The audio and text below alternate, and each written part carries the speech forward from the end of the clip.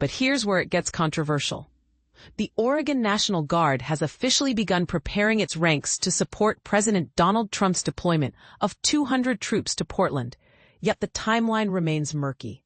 At least 166 members of the state's military force have volunteered for service, though officials say it could take weeks before actual combat boots land on the ground.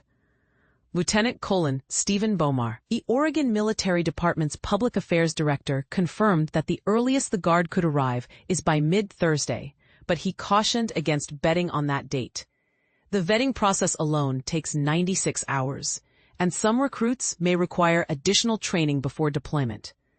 If everything were ready, the earliest would be shortly after that 96-hour mark, Bomar said, but he acknowledged this scenario isn't likely to unfold soon. The lack of coordination between the Guard, state agencies, and Portland Police Bureau has created delays.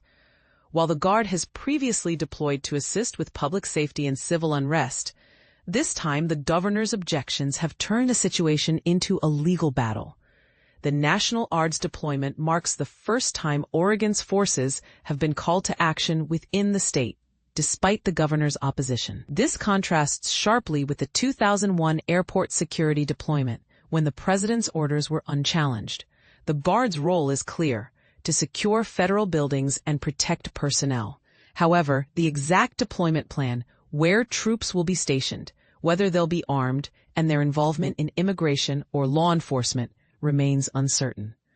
Lieutenant Colonel Charles Patzner, the command officer, will oversee the operation alongside U.S. Northern Command. If no Guard presence is deemed necessary, the decision could be made quickly, but if the situation becomes chaotic or unsafe, officials say the chain of command will address it. Portland city officials remain in the dark about the specifics of the deployment.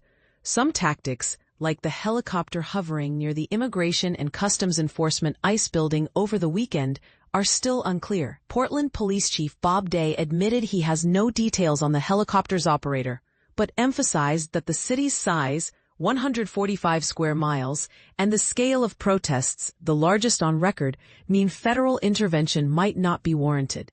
The FBI's recent search of a residence linked to a laser attack on a customs helicopter added to the confusion. Agents found the laser and arrested 4 individuals, but the Bureau disputes the need for federal involvement, arguing that the city's response to the protests, targeted arrests, and de-escalation tactics has kept tensions at bay. Local leaders, including Mayor Keith Wilson and Attorney General Dan Rayfield, have filed lawsuits to block the deployment, claiming the president overstepped his authority. They argue that no public safety threat exists in Oregon that justifies a militarized response. U.S. District Judge Michael Simon will hear oral arguments next week, though the main charge will be securing federal property. The city's stance is clear. They're not ready for a full-scale military operation. Yet, the broader perception of the protests, boarded-up storefronts, fires, and violence has fueled debates about whether the president is listening to the right people. Beaverton Mayor Lacey Beatty, a U.S. Army veteran and a member of the Oregon National Guard, insists that local officials, who know the community best, should decide whether federal intervention is needed. "We're the closest level of government to our people," she said. "Listen to the people who live here." Despite the lack of clarity, the Portland Police Bureau remains committed to its strategy.